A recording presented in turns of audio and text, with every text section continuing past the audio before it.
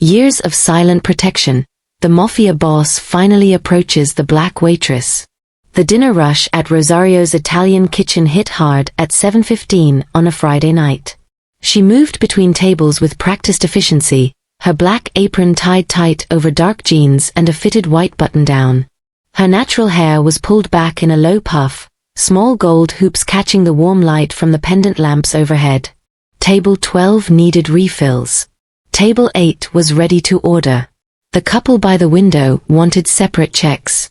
She handled it all without breaking stride, her sneakers silent on the worn hardwood floors of the Astoria restaurant that had been serving Queen's families for 43 years. What she didn't notice, what she never noticed, was the black Escalade parked across the street. Same spot. Every Friday. For 3 years.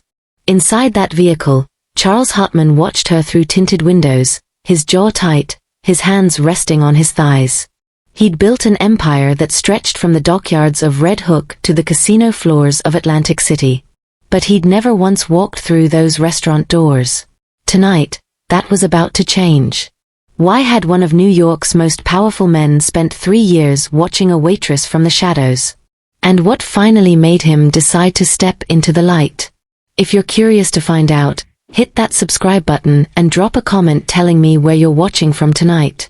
A special shout out to all our loves and lovelies, both new and returning, watching from the United States, Canada, the Netherlands, South Africa, Australia, Germany, the United Kingdom, and every corner of the world. Thank you for being here and supporting these stories. Your support is the reason we keep creating stories like this. Let's begin.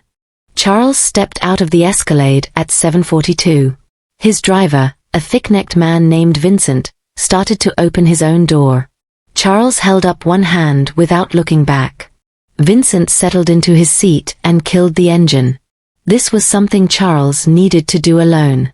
He crossed Steinway Street with measured steps, his charcoal overcoat hanging open despite the February cold. Underneath, a simple black sweater and dark slacks. No jewelry except for his father's watch. No visible signs of the fortune that had made him one of the most feared men on the eastern seaboard. Tonight, he wanted to look like anybody else. The bell above Rosario's door chimed when he entered. The smell hit him immediately: garlic, fresh bread, simmering tomato sauce.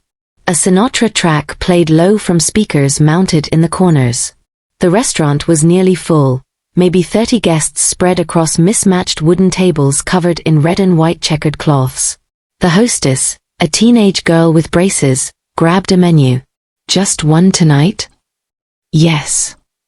Counter okay? We're pretty slammed. Charles glanced toward the counter. 6 stools, 3 of them empty. From there, he'd have a clear view of the entire floor. Counter's fine. She led him to the middle stool and set down the laminated menu. Your server will be right with you. Charles didn't open the menu. He already knew it by heart.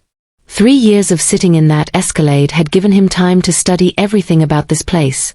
The specials that rotated on Thursdays, the construction work they'd done on the kitchen last summer, the regulars who came in like clockwork. And her. He knew her schedule better than his own. Knew she worked Tuesdays, Fridays, and Saturdays. Knew she picked up Sunday brunch shifts when she needed extra money. Knew she was taking night classes at LaGuardia Community College, working toward a business degree she was almost finished with. What he didn't know was how her voice would sound up close. What her hands looked like when they weren't carrying plates. Whether she'd look at him the way she looked at everyone else or if she'd somehow sense what he really was. The kitchen door swung open. She emerged carrying 3 plates balanced along her left arm, a bread basket hooked in her right hand. Her movements were smooth, almost choreographed. She delivered the food to table 6, a family of 4, 2 kids under 10 making a mess with their crayons, and exchanged a few words that made the mother laugh. Then she turned toward the counter. Their eyes met. Charles felt something shift in his chest. 3 years of watching her from a distance, and nothing had prepared him for this. For her seeing him back. She walked over, pulling an order pad from her apron pocket. Up close, He could see the small details he'd missed from across the street. A faint scar above her left eyebrow. The slight chip on her front tooth. The way her eyes, dark brown, almost black, carried a quiet weight that didn't match her easy smile. "Hey there. Welcome to Rosario's." She clicked her pen. "Can I start you off with something to drink?" Her voice was lower than he'd imagined. Warm, but with an edge of efficiency that said she had 12 other things to do and couldn't afford to linger. "Water's fine." "Still or sparkling?" "Still." She jotted it down.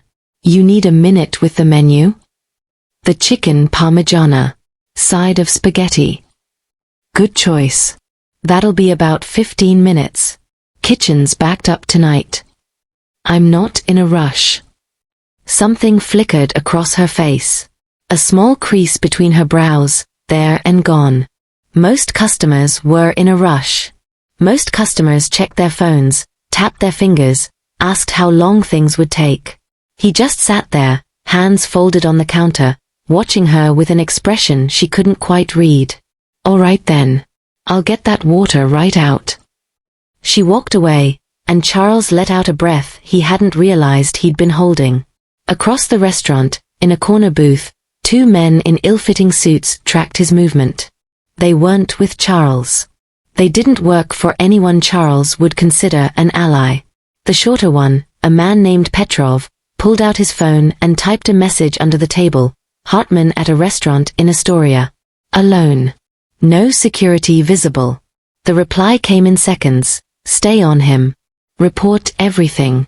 Petrov slid the phone back into his pocket and picked up his fork, pushing cold pasta around his plate. He'd been tailing Hartman for 6 weeks now, ever since the Volkov family had started making moves on the shipping routes Charles controlled. This was the first time he'd seen the man go anywhere without at least 2 bodyguards. Whatever was happening here, it was personal. And personal meant leverage.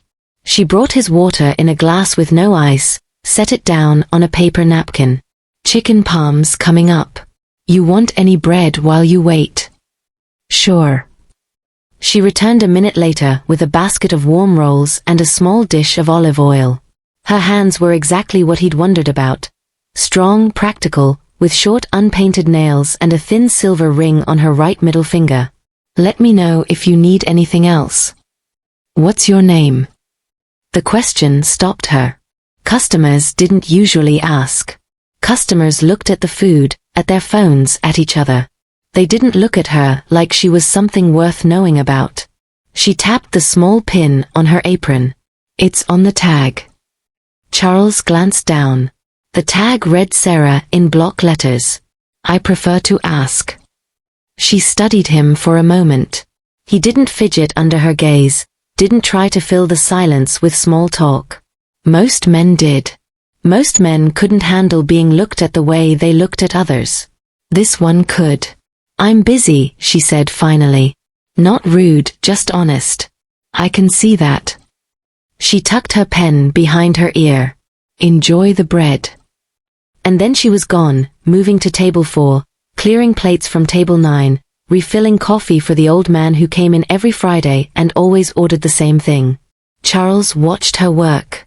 He tore a piece of bread and dipped it in oil, chewing slowly, taking his time. He had nowhere else to be. For 3 years, every Friday night had belonged to her, whether she knew it or not. The chicken parmigiana arrived at 8:17. She set the plate down with practiced precision, the steam rising between them. "Careful, plate's hot. Anything else I can grab you?" "This is perfect." Charles ate slowly, methodically. He wasn't here for the food, but he finished every bite. Leaving a full plate would draw attention, create questions. He'd learned long ago that the best way to go unnoticed was to behave exactly like everyone else. The restaurant began to thin out around 9. Families with young children paid their checks and bundled up against the cold. The Friday date night couples lingered over tiramisu and espresso. The old man in the corner folded his newspaper and left a $5 tip on a $12 tab, same as always. Charles ordered coffee. Black, no sugar. She brought it without comment, already moving on to her next task. He watched her bus a four-top near the window, stacking plates with efficiency that spoke of years doing this work.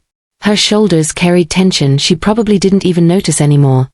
The kind that came from standing for 8 hours, from smiling when you didn't feel like it, from carrying other people's needs on your back night after night. He knew more about her than she would have been comfortable with.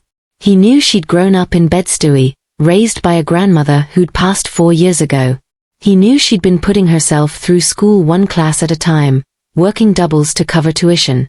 He knew she lived alone in a small apartment on Ditmars Boulevard, 3rd floor, the one with the fire escape facing the alley. He knew she walked home alone after closing. 11:15 on weeknights. 11:45 on weekends. That last part was what had started all of this. 3 years ago, Charles had been in the back of a town car heading home from a meeting in Long Island City. His driver had taken a wrong turn, ended up on a side street in Astoria at 11:30. That's when he saw her. She'd been walking fast, keys laced between her fingers, head on a swivel. A man had been following her, not close enough to be obvious, but close enough.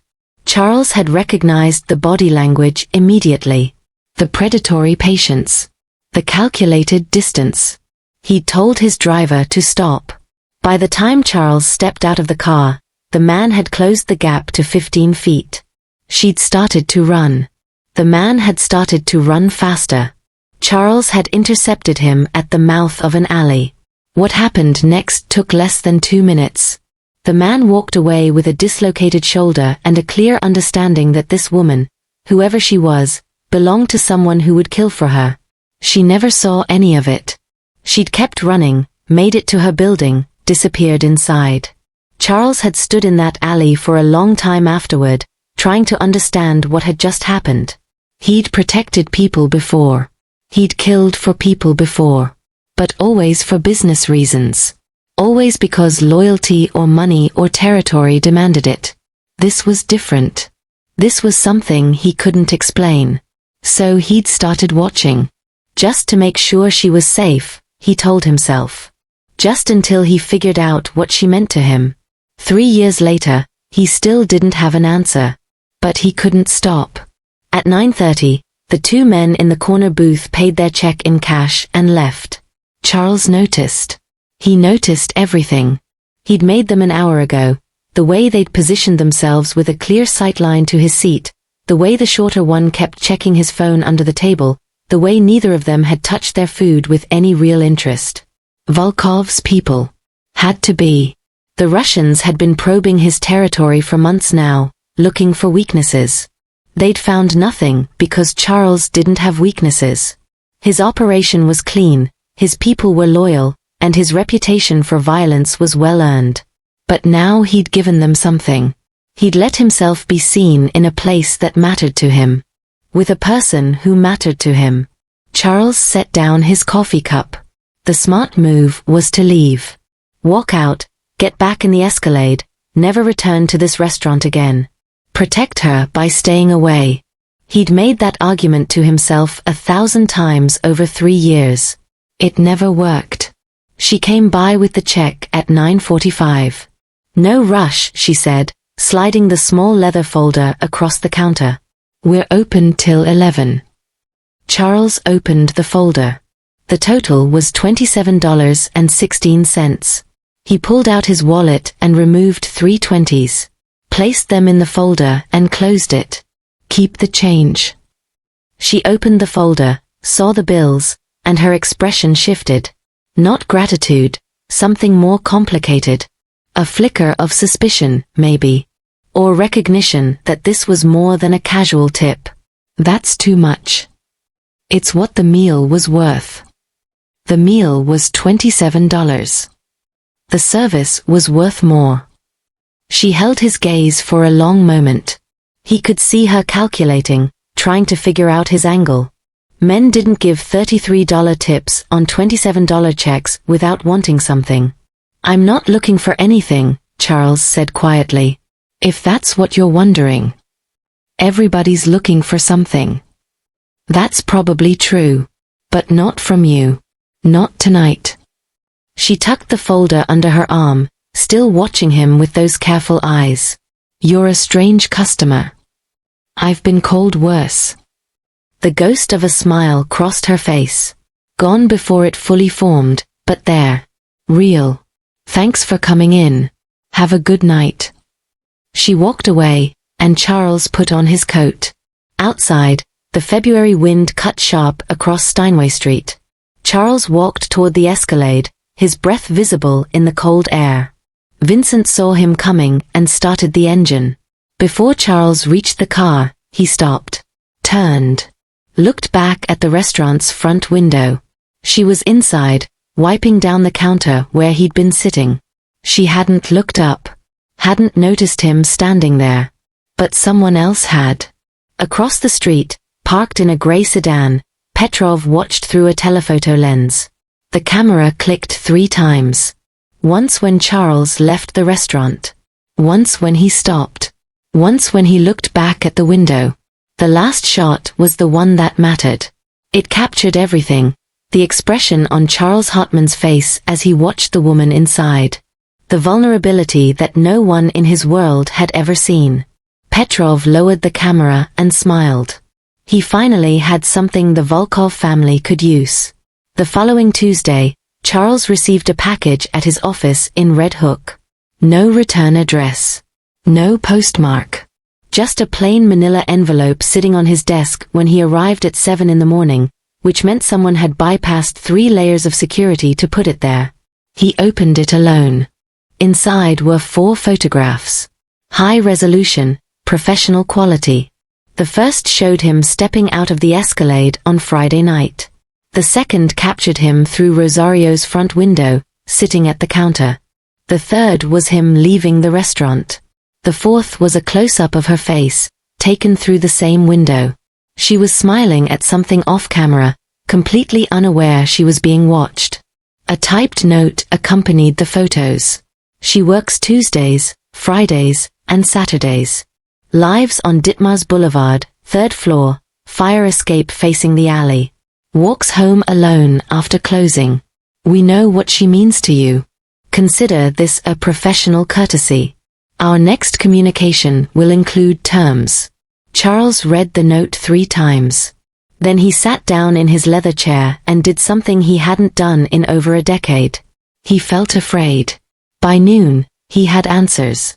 His people traced the delivery to a courier service in Brighton Beach.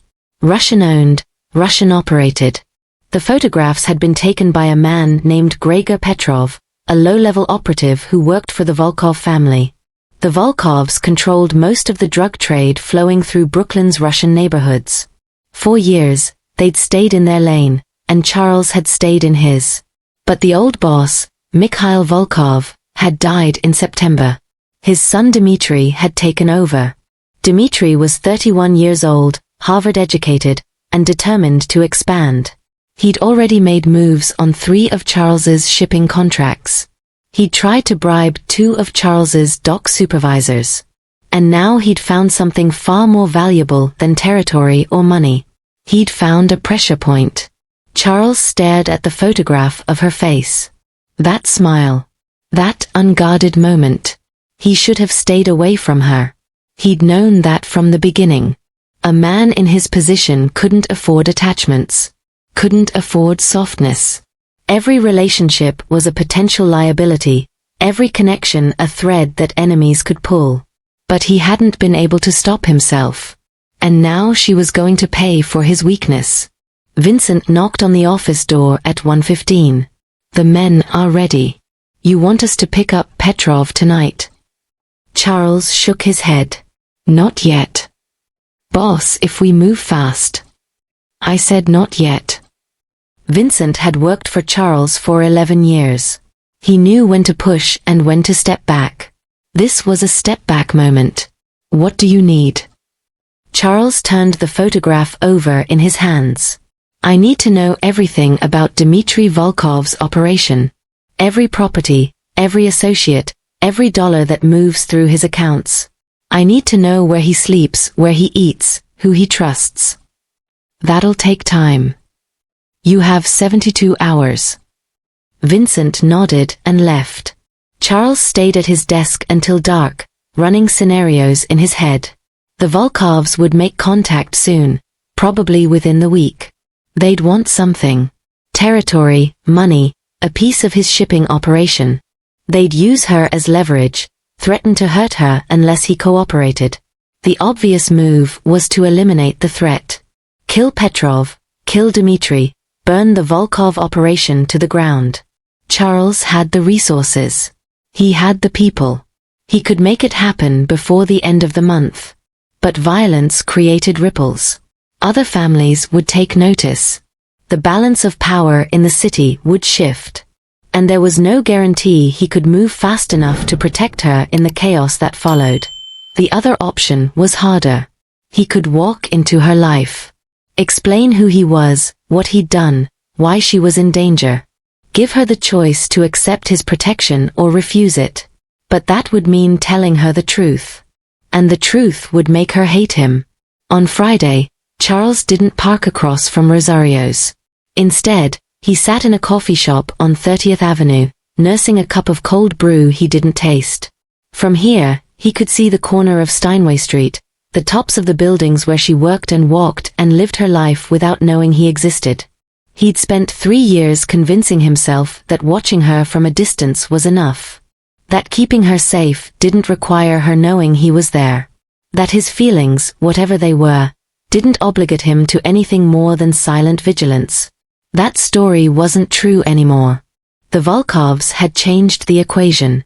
By photographing her, by demonstrating that they knew her schedule and her address, they'd made her a target. And targets didn't survive in his world without protection. Real protection. The kind that required presence, visibility, connection. The kind that required him to stop hiding. Charles checked his watch. 7:40.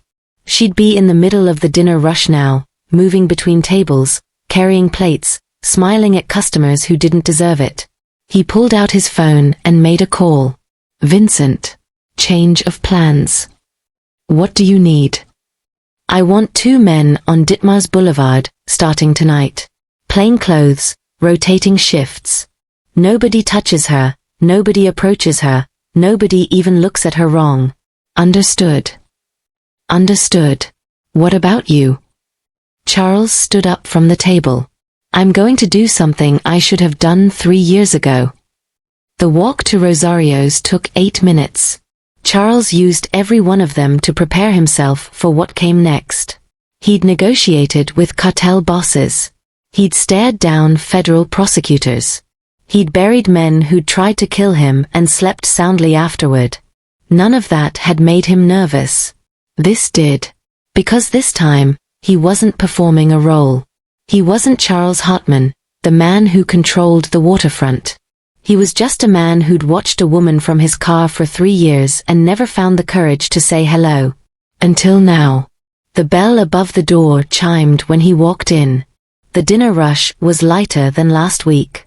Maybe 20 customers scattered across the room. The same Sinatra soundtrack. The same smell of garlic and tomato sauce. And there she was. Standing behind the counter, counting receipts, her back half turned to the door. She heard the bell and glanced up. Recognition flickered in her eyes. You came back. Charles approached the counter slowly. I did. Same seat. If it's available. She gestured to the empty stools. Take your pick. He sat in the same spot as before. She slid a menu across the counter without being asked. You want the chicken parm again, or are you feeling adventurous tonight? What would you recommend? She raised an eyebrow. You want my actual opinion? I wouldn't have asked otherwise. She considered him for a moment, the same careful evaluation she'd given him last week.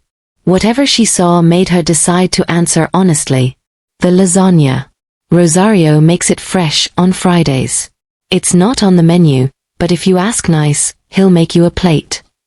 Then I'll have the lasagna. Water? Still no ice. He almost smiled. She remembered. Please. She jotted down the order and turned toward the kitchen window. Before she disappeared, she looked back over her shoulder. You never told me your name. Charles. Just Charles. For now. She nodded slowly, processing that answer. Then she walked away, leaving him alone with his thoughts and the weight of what he was about to do. The lasagna arrived 12 minutes later. She set it down with a small side salad he hadn't ordered. On the house. Rosario likes when people trust his recommendations. Tell him thank you. Tell him yourself. He's the one in the kitchen yelling at everyone in Italian. Charles glanced toward the pass-through window. An older man with thick forearms and a white apron stood over the stove, gesturing emphatically at a younger cook who seemed to be receiving a passionate lecture about something involving a saucepan. He seems intense. He's been running this place for 43 years. He's earned the right to be intense. She refilled his water without asking, then hesitated. The dinner rush had slowed enough that she had a moment to breathe. Charles could see her weighing whether to use that moment on him or somewhere else. She chose him. So what do you do, Charles? The question landed heavier than she intended. He could see that she meant it casually, the kind of small talk servers made with regulars to pass the time. But nothing about his answer could be casual. I run a logistics company.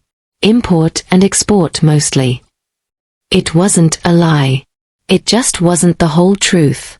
Sounds boring. It can be. But you do it anyway. It's what I'm good at. She leaned one hip against the counter, arms crossed loosely over her chest.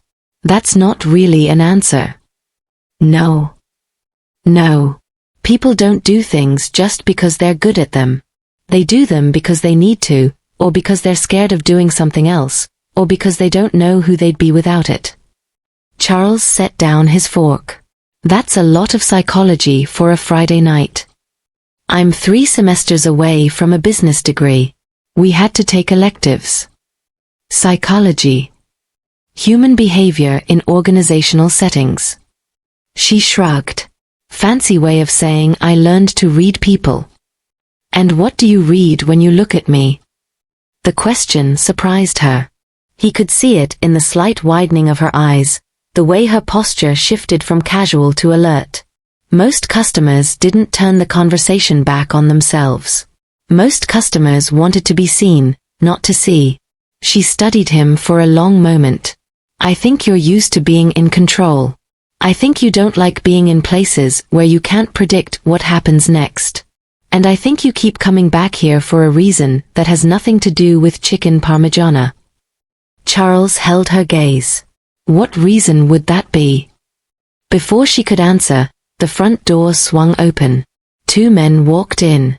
Different from Petrov and his partner, younger, harder, with the kind of deliberate movement that came from training rather than instinct. They wore dark jackets despite the warmth of the restaurant, the bulge of shoulder holsters visible if you knew what to look for. Charles knew what to look for. The men took a booth near the back, positioning themselves with clear sight lines to the counter and the exit. One of them made eye contact with Charles and held it for a beat too long. A message. We see you. We know you're here. This is our next move. She noticed the shift in his posture. Everything okay? Charles forced his shoulders to relax. Fine. Just remembered something I need to handle later. She didn't believe him. He could tell by the small crease between her brows, the same one he'd noticed last week. But she was too professional to push. Well, let me know if you need anything else. I should check on my other tables. She walked away, and Charles pulled out his phone. He typed a message to Vincent. 2 new faces at Rosario's. Volkov soldiers. Need identification and current status on Ditmar's surveillance. The response came in seconds. Copy. Eyes on Ditmar's report, all clear. No unusual activity at her building. Charles exhaled slowly. They were watching her, but they hadn't moved yet. The Volkovs were still in the pressure phase, trying to make him sweat before delivering their demands. He had a narrow window to act. But acting meant making choices he couldn't take back. At 9:15, he paid his check. Same ritual as before. 3 20s in the leather folder, more than double the bill. She opened it, saw the money, and this time didn't argue. You're going to make this a habit? Would that be a problem?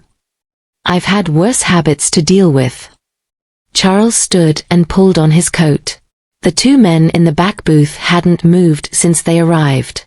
They'd ordered coffee and nothing else, nursing the same cups for over an hour. What time do you get off tonight? The question made her pause. Her guard went up. He could see it in the straightening of her spine, the slight step backward. Why? I'd like to walk you home. She laughed. Not a cruel laugh, but a disbelieving one. You don't even know where I live. Ditmars Boulevard. 3rd floor. Fire escape facing the alley. The color drained from her face. Charles realized his mistake immediately. He'd meant to reassure her that he could keep her safe. Instead, he'd revealed exactly how much he knew about her life, information no stranger should have. How do you know that? Her voice had gone flat. The warmth from earlier was gone, replaced by something cold and hard. I can explain. You can explain how you know my address? My floor? Which direction my fire escape faces? She took another step back.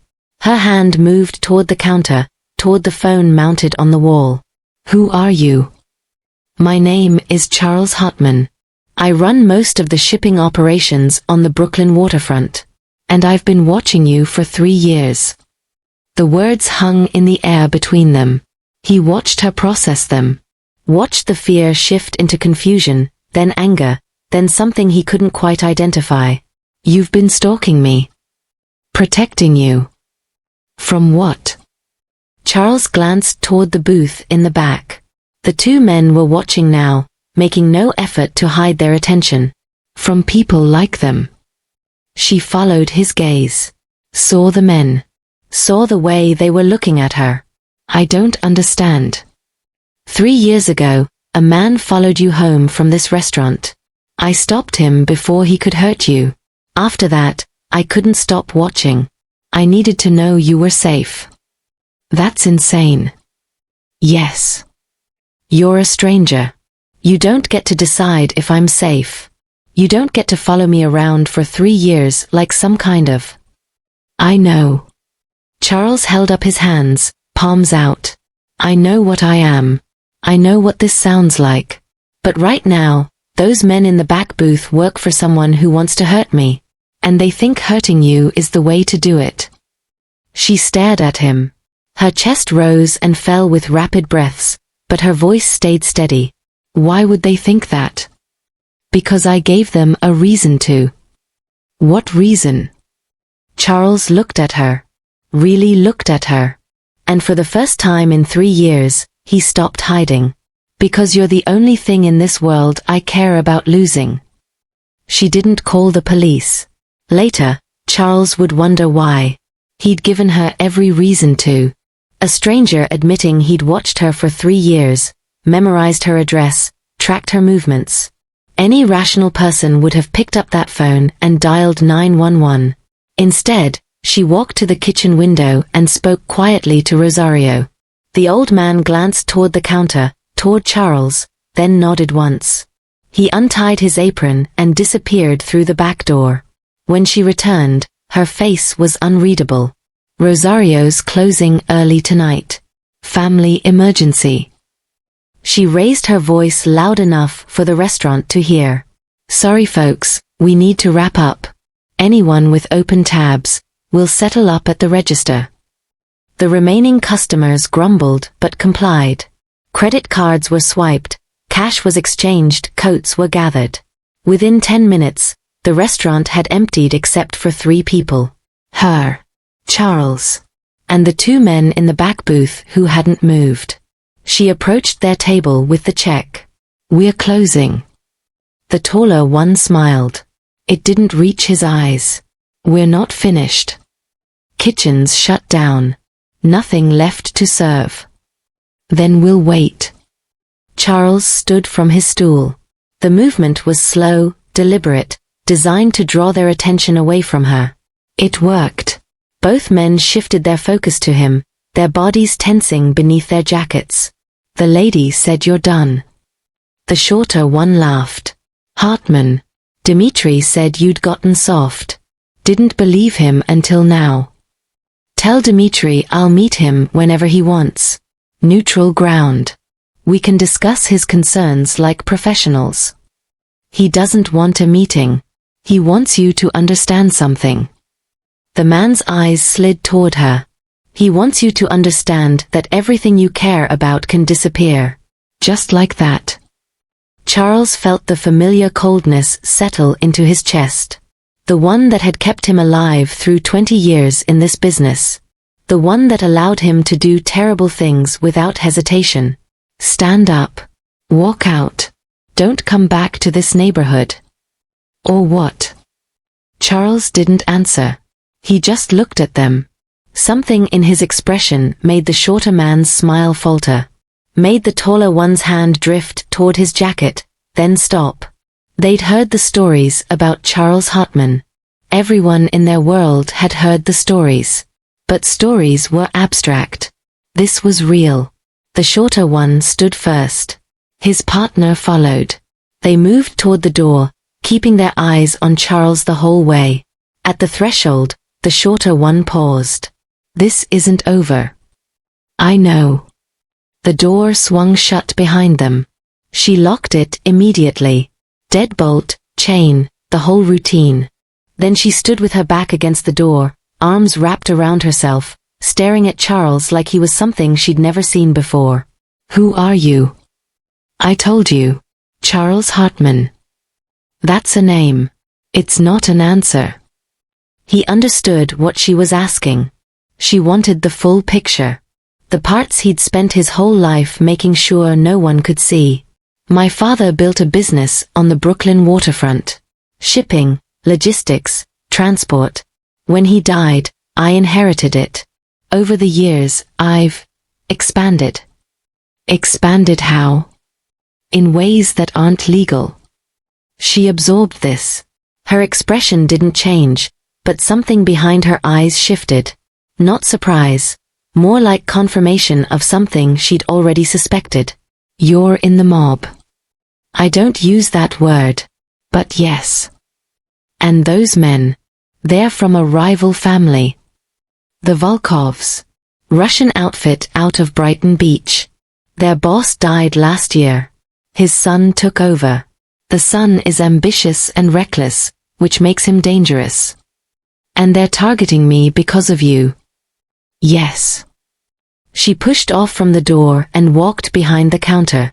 Pulled out a bottle of red wine and 2 glasses. Poured without asking if he wanted any, slid one across the counter toward him. 3 years.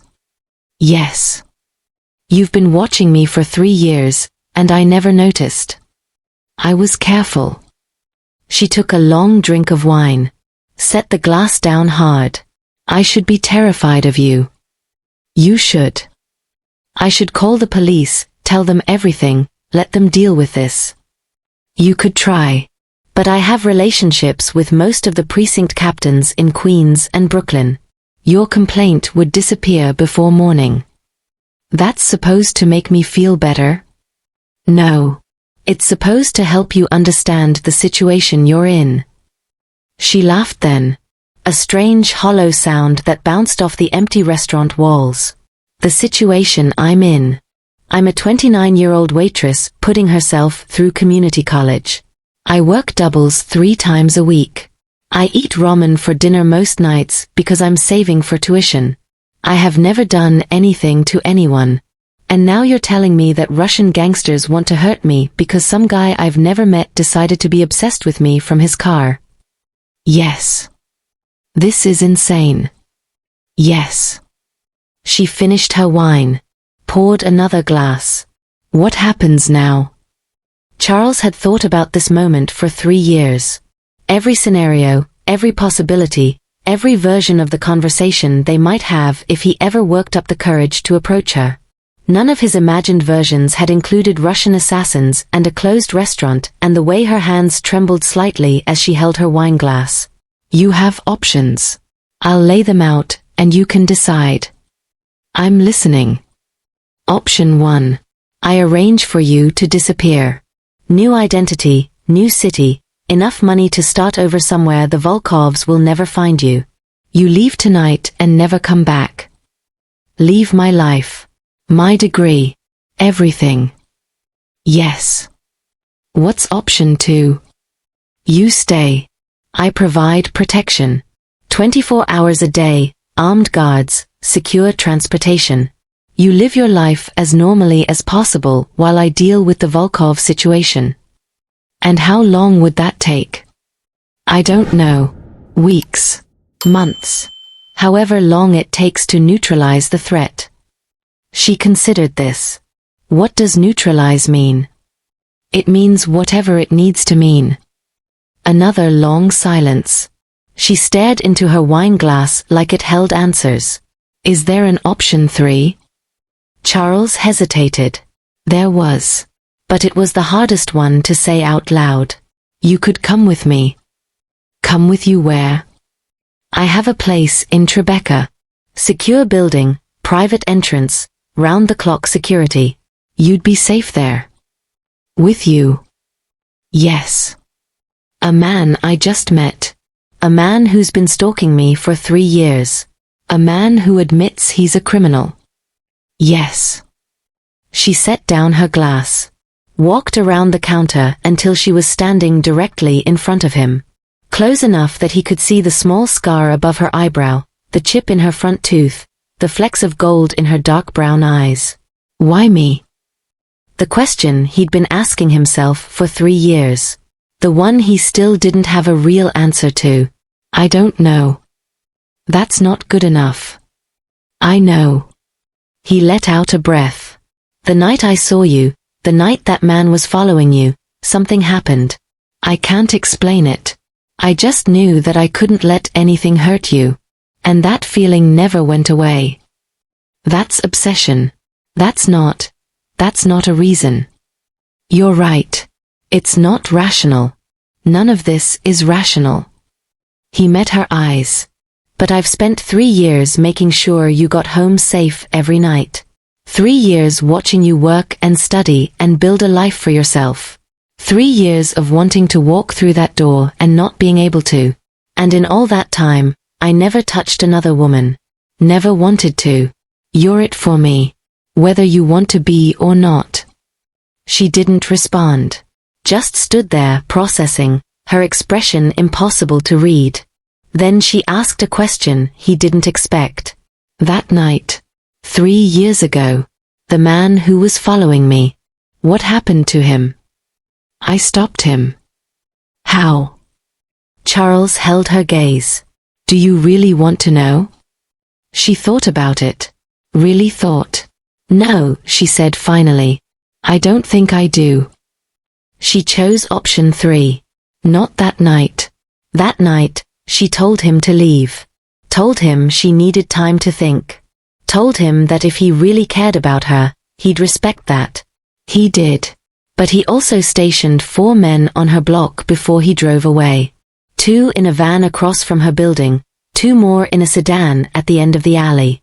Vincent coordinated the shifts from a coffee shop on 30th Avenue, running surveillance like it was a military operation.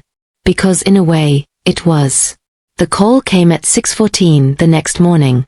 Charles was already awake, sitting in his Tribeca loft with a cup of black coffee, watching the sun come up over the Hudson. He hadn't slept. Couldn't. Every time he closed his eyes, he saw her face when he'd told her the truth. The fear. The confusion. The way she'd looked at him like he was a monster. Maybe he was. His phone buzzed. Vincent's name on the screen. Talk to me. She's leaving her building. Gym bag over her shoulder. Looks like she's heading toward the subway. Stay with her. Don't let her see you. Copy. Charles hung up and stared at his phone. He'd promised to give her space. Promised to let her decide. But he couldn't stop himself from needing to know she was safe. 3 years of watching from the shadows had made that need a part of him. Like breathing.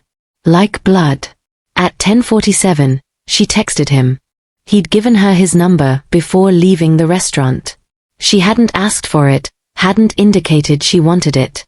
But he'd written it on a napkin and slid it across the counter, just in case. The message was 3 words. Where should I go? Charles typed back, I'll send a car. 30 minutes.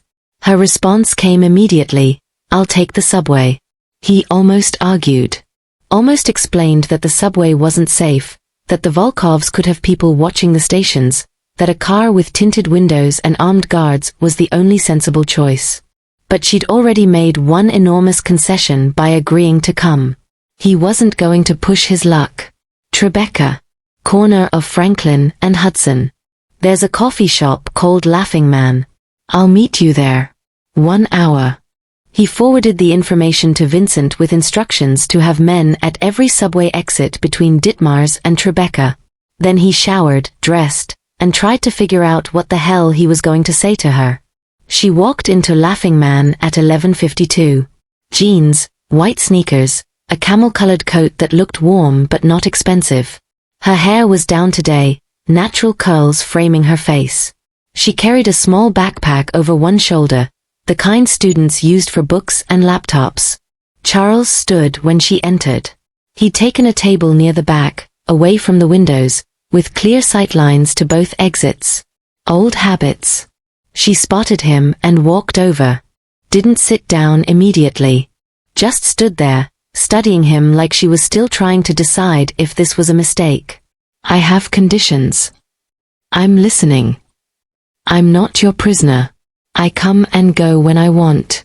I continue my classes, my job, my life. If I decide this isn't working, I leave. No arguments, no guilt trips, no men following me around afterward. Agreed. I'm not sleeping with you. This isn't some arranged situation where I trade my body for protection.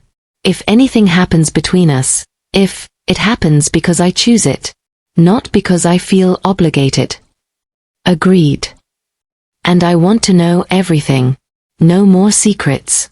No more watching from your car. If I'm going to trust you, I need the whole truth.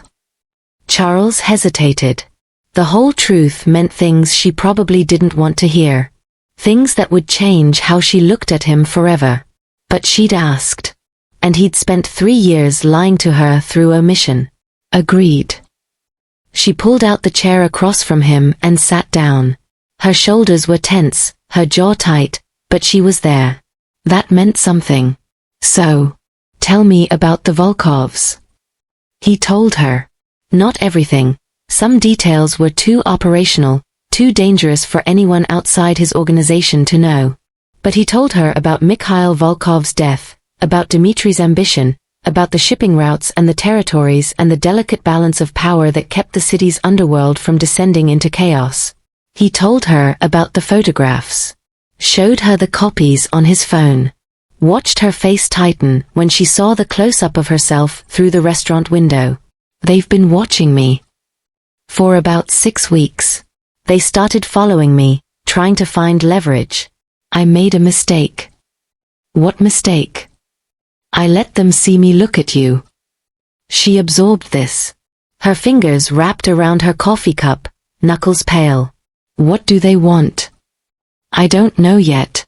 They haven't made their demands. But it'll be something significant. Territory. Money. A piece of my shipping operation. And if you don't give it to them? Charles didn't answer. He didn't have to. They'll hurt me. They'll try. But you won't let them. No. She looked at him for a long moment. Something shifted in her expression. Not trust, not yet, but something adjacent to it. An acknowledgement that whatever else he was, he meant what he said. Why haven't you just dealt with them? You have people. Resources. You could make this problem disappear. I could. But violence has consequences. If I move against the Volkovs without justification, other families will see it as aggression. Alliances will shift. The situation will escalate. More people will die. Including you? Possibly. She shook her head slowly. This is insane. You know that, right? This whole world you live in. I know. And yet you stay in it. It's not that simple. Then explain it to me. Charles leaned back in his chair. He'd never had to explain this before. Everyone in his life either understood implicitly or didn't need to know. My father built something.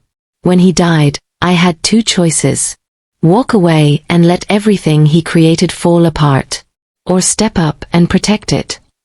Protect what? An illegal operation. Protect the people who depend on it. The dock workers who feed their families because I keep the waterfront running.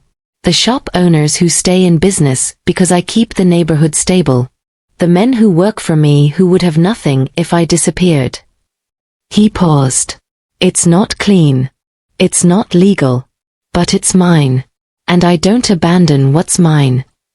She studied him with those careful eyes, reading him the way she'd said she'd learned to do. Is that what I am now? Something of yours?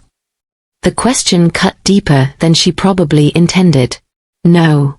You're not a possession. You're not an asset. You're... He searched for the right words.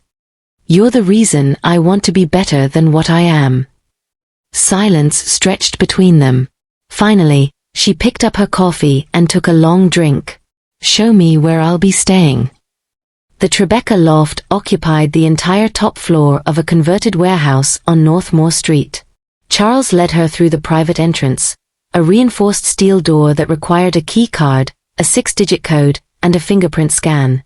The elevator opened directly into the living space, and she stepped out into more square footage than her entire apartment building. This is where you live. For the past 8 years. She walked slowly through the space, taking it in. Exposed brick walls. 14-foot ceilings with original timber beams. A wall of windows facing the Hudson River, the afternoon light pouring across hardwood floors the color of honey. The furniture was simple, masculine. A deep gray sectional, a reclaimed wood coffee table, bookshelves lined with volumes that looked actually read rather than decorative. No art on the walls except for a single black and white photograph of the Brooklyn waterfront, dated 1962. My father, Charles said, noticing where her gaze had landed. That was taken the year he arrived from Italy. He was 19. She moved closer to the photograph. A young man stood on a dock, slim and dark-haired, squinting into the sun with a cigarette between his fingers. Behind him, cargo ships stretched toward the horizon. He looks like you. Everyone says that. Is he why you do this? The business? Partly. He built something from nothing. Came here with $40 and no English. By the time he died, he employed 300 people. Charles paused. Not all of it was legitimate. But he took care of his own. That mattered to him. It matters to me. She turned away from the photograph. Where's my room? He led her down a hallway lined with closed doors. The guest suite was at the far end, a bedroom with its own bathroom, a small sitting area, windows facing a quiet side street rather than the river. You'll have privacy here.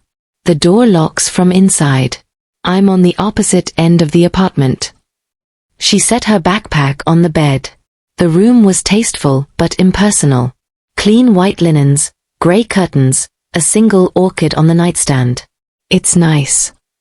It's temporary. Once the situation is resolved, you can go back to your life. Can I? She sat on the edge of the bed, suddenly looking exhausted. Go back to pretending none of this happened? Go back to serving chicken palm to strangers while Russian gangsters know my name and address? Charles leaned against the doorframe. He'd asked himself the same question 100 times since Friday night. Maybe not. But you'll have options. Money, resources, Whatever you need to start over. I don't want your money. It's not about want. It's about safety. She kicked off her sneakers and pulled her legs up onto the bed, sitting cross-legged against the headboard. In that moment, she looked younger than 29. Vulnerable in a way she probably hated. I've been taking care of myself since I was 15. My grandmother raised me, but she was sick most of my teenage years. I cooked, cleaned, worked after school to help with bills. When she died, I handled the funeral, the apartment, everything. Alone. She met his eyes. I'm not used to someone else managing my problems. I understand. Do you? More than you think. He moved into the room, stopping a few feet from the bed. I was 23 when my father died. Didn't have siblings, didn't have a mother. She left when I was 6. The men who worked for him looked at me like I was a child playing dress-up. Half of them thought I'd fail within a year. The other half were already planning to take what they could when I did. But you didn't fail. No. I learned fast. Made examples of the ones who doubted me. Built something they couldn't ignore. He paused. But I remember what it felt like. Being alone with a weight too heavy to carry. Knowing that if you stumbled, no one would catch you. She was quiet for a moment. Is that why you watched me? Because you saw something familiar? Maybe. I don't know. He shook his head. I've tried to analyze it. Tried to understand why I couldn't walk away after that first night. But the truth is, there's no rational explanation. I saw you, and something in me decided you were mine to protect. Whether I had the right or not. That's terrifying. I know. But also. She hesitated, searching for words. In a strange way, it's the most honest thing anyone's ever said to me. Most people pretend their feelings make sense. You're just admitting they don't. Does that help? I don't know yet. She yawned then, the exhaustion catching up with her. Charles stepped toward the door. Get some rest. There's food in the kitchen. Help yourself to whatever you want. I have calls to make, but I'll be in the other room if you need anything. Charles. He stopped at the threshold. Thank you. For telling me the truth. Even the parts that make you look bad. You deserved to know. Most people don't think that way. I'm not most people. A ghost of a smile crossed her face. Yeah, I'm starting to figure that out. She slept for 6 hours. Charles used the time to work the problem. Vincent arrived at 3 with a preliminary report on Dmitry Volkov's operation. They spread the documents across the dining table, financial records, property holdings, surveillance photographs, a detailed map of the Volkov family's chain of command. The picture that emerged was both concerning and encouraging. Concerning because Dmitry had more resources than Charles had estimated. The Russians had expanded aggressively in the months since Mikhail's death, absorbing smaller crews, establishing new revenue streams, building an army of young soldiers eager to prove themselves. Encouraging because expansion that fast always came with cracks. Dmitry was overextended. His people were loyal to money, not to him. And several of his key lieutenants had histories that suggested they could be turned with the right pressure. What about Petrov? Charles asked. Low level. Does surveillance, runs errands. No real power in the organization. But he's the one who took the photographs. Yeah. He reports directly to a guy named Kozlov. Runs their Queen's operations. I want to meet with Kozlov. Vincent looked up sharply. Meet with him. Quietly. Off the books. See if there's room to negotiate before this escalates. You think Dmitry's people would go behind his back? I think everyone has a price. And I think Dmitry's ambition is making his people nervous. Charles tapped the photograph of Kozlov, a heavy-set man in his 50s with tired eyes. This one's been doing this for 30 years. He survived Mikhail. He's not looking for a war. And if you're wrong? Then we do it the other way. Vincent nodded slowly. He'd been with Charles long enough to understand what the other way meant. I'll reach out. Set something up for tomorrow. Tonight. I want this moving. Copy. At 7:15, she emerged from the guest room. Her hair was still mussed from sleep, her feet bare against the hardwood floors. She'd changed into a loose sweater and leggings, clothes she must have packed in that small backpack.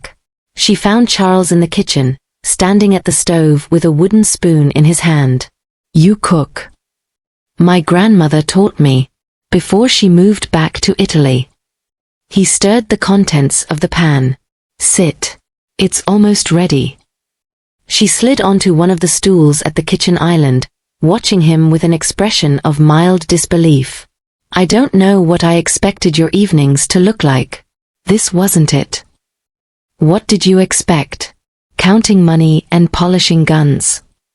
Something like that. He smiled. A real smile, small but genuine. It changed his face, softened the hard edges, made him look closer to his actual age. I do those things too. Just not on Saturdays. He plated the food, a simple pasta with garlic, olive oil, and fresh vegetables, and set it in front of her. Then he poured 2 glasses of red wine and took the stool beside her. Eat. Tell me if it's terrible. She took a bite. Her eyebrows lifted. Okay. It's not terrible. High praise. I'll work up to compliments. Give me time. They ate in comfortable silence for a few minutes. The tension from earlier had faded slightly, replaced by something more cautious. 2 people testing the boundaries of an impossible situation. I called Rosario, she said eventually. Told him I needed a few days off. Family emergency. What did he say? He said take as long as I need. He's a good man. He is. I've been eating his lasagna for 3 years. She set down her fork. Right. Because you've been watching me for 3 years. I keep forgetting that part. I understand if you can't get past it. I don't know if I can or not, but I'm trying to understand it. She turned to face him. You said you never touched another woman. In all that time. That's right. Why? Charles considered the question. It deserved a real answer. Because none of them were you. And pretending otherwise felt like a betrayal of something I couldn't name.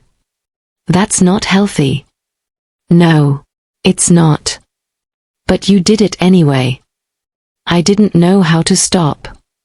She picked up her wine glass and swirled the liquid slowly. I've never had anyone feel that way about me. I've had boyfriends. A couple of serious relationships. But none of them ever made me feel like I was worth waiting for. Worth protecting. She took a drink. It's confusing. Because what you did was wrong. But the feeling behind it was real. Yeah. She met his eyes. I think that's the part one don't know how to handle. The meeting with Kozlov happened 3 nights later. A neutral location. A private room at a steakhouse in Midtown that catered to men who needed discretion. Charles arrived first, alone except for Vincent waiting in a car around the corner. Kozlov came with 1 bodyguard, a young man who looked uncomfortable in his suit. They ordered drinks. Made small talk about the weather, the Knicks, the construction that had been snarling traffic on the Williamsburg Bridge. 2 professionals circling each other before getting to the point. Finally, Kozlov set down his whiskey. Dmitri won't like that I'm here. Dmitri doesn't need to know. Everything gets back to him eventually. Then let's make sure this conversation is worth the risk. Kozlov studied Charles with the weary eyes of a man who had seen too much. What do you want? I want the photographs destroyed. I want the surveillance on the woman stopped. And I want assurances that the Volkov family will leave her alone permanently. And in exchange? I don't burn your operation to the ground. Kozlov laughed, a dry, humorless sound. You're confident.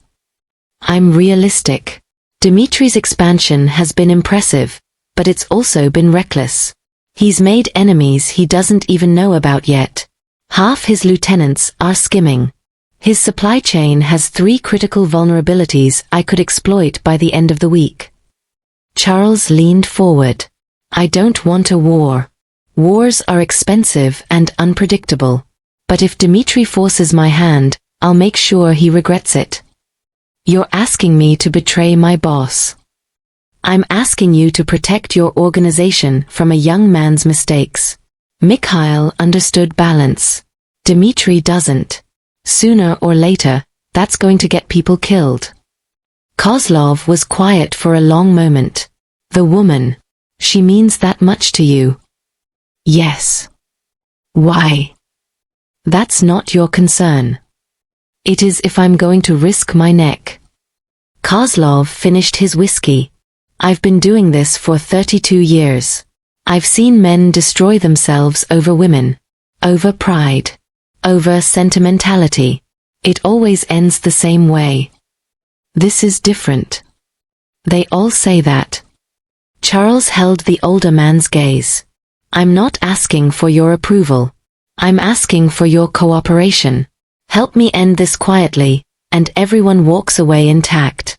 Refuse, and I'll handle it another way. The silence stretched. Then Kozlov sighed. I'll talk to Dmitri. Explain that this approach isn't working. That you're more trouble than you're worth. And the photographs? I'll have them destroyed. All copies. The surveillance? Ends tonight. Charles nodded slowly. And if Dmitri doesn't listen to reason? Kozlov stood, buttoning his jacket. Then you'll have my number. And we can have a different conversation. He left without shaking hands. The bodyguard followed, looking relieved to be going. Charles sat alone in the private room for another 10 minutes, finishing his drink, letting the tension drain from his shoulders. It wasn't over. Dmitri might ignore Kozlov's advice. The situation might escalate anyway. But for now, the immediate threat had been neutralized. She was safe. He told her that night. They were sitting on the terrace of his loft, the Manhattan skyline glittering across the river. She'd wrapped herself in a blanket against the April chill, her feet tucked under her, a cup of tea cooling in her hands. It's done. For now. Kozlov will handle Dmitri. The surveillance has stopped. The photographs are gone. Just like that. It's never just like that. But the immediate danger has passed. She stared out at the city, processing. 2 weeks had passed since she'd moved into his apartment. 2 weeks of shared meals and careful conversations and a slow, cautious thawing between them. She'd continued her classes remotely, attended her shifts at Rosario's with Vincent's men watching from a discreet distance, maintained the outline of her normal life while everything underneath it shifted. And somewhere in those 2 weeks, something had changed. Charles had seen it happening. The way she'd started seeking him out in the evenings instead of retreating to her room. The way her laughter came easier, her guard dropped lower. The way she looked at him now, not with fear or suspicion, but with something warmer. Something curious. He hadn't pushed. Hadn't made any moves. He'd meant what he said about letting her choose. But the waiting was its own kind of torture. I could go back to my apartment now, she said quietly. Couldn't I? If you want to. Is that what you want? Charles turned to look at her. The city lights caught the angles of her face, the curve of her neck, the small gold hoops in her ears that she wore every day. You know what I want. I've been embarrassingly clear about it. You want me to stay. I want whatever makes you happy. If that's leaving, I'll arrange security for your apartment and you'll never have to see me again. If that's staying. He paused. Then I'll spend every day trying to deserve it. She set down her tea, unwrapped herself from the blanket, moved across the terrace until she was standing directly in front of his chair. You spent 3 years watching me. learning everything about my life. And in all that time, you never once knew what I wanted. No, I didn't. Do you want to know now? His heart was pounding. He couldn't remember the last time he'd felt this uncertain about anything. Yes. She reached down and took his hand. Her fingers were cold from the night air, but her grip was steady. I want to stop running. I want to stop being alone. And I want to see if the man who watched me for 3 years is someone I could actually love. She pulled gently, bringing him to his feet. But I need you to understand something first. Anything. This isn't gratitude. This isn't Stockholm Syndrome or trauma bonding or whatever people might call it. I've spent 2 weeks watching you too. Seeing how you treat the people who work for you. Hearing how you talk about your father. Noticing that you check the locks 3 times before bed and leave a light on in the hallway because you know I don't like the dark. Charles blinked. He hadn't realized she'd noticed that. I'm choosing this, she continued. Choosing you. But I need you to promise me something. Name it. No more watching from the shadows. No more decisions about my life without my input. If we're doing this, we're doing it together. As partners. I promise. And if you break that promise, I'm gone. No second chances. I understand. She studied his face for a long moment, searching for something. Whatever she found made her expression soften. Then she leaned up and kissed him. It was gentle at first. Tentative. 2 people testing the shape of something new. But Charles felt 3 years of waiting collapse into that single moment, and when her arms wrapped around his neck, he pulled her closer like she was the only solid thing in a world that had never made sense before. When they finally separated, she was smiling. So, what happens now? Charles looked at this woman who had somehow become the center of everything, who had seen the worst of what he was and chosen to stay anyway. Whatever you want. We figure it out together. 6 months later, she graduated from LaGuardia Community College with a degree in business administration. Charles sat in the audience, surrounded by families with balloons and flowers, feeling conspicuously out of place in his tailored suit. Vincent had wanted to secure the perimeter. Charles had told him to stay in the car. Some moments didn't need protection. They just needed to be lived. When her name was called, she walked across the stage with her shoulders back and her head high. She found him in the crowd and smiled, that full, unguarded smile he'd only ever seen through the window of a restaurant, back when she didn't know he existed. Now she smiled like that at him every morning. After the ceremony, they walked through the campus toward the parking lot.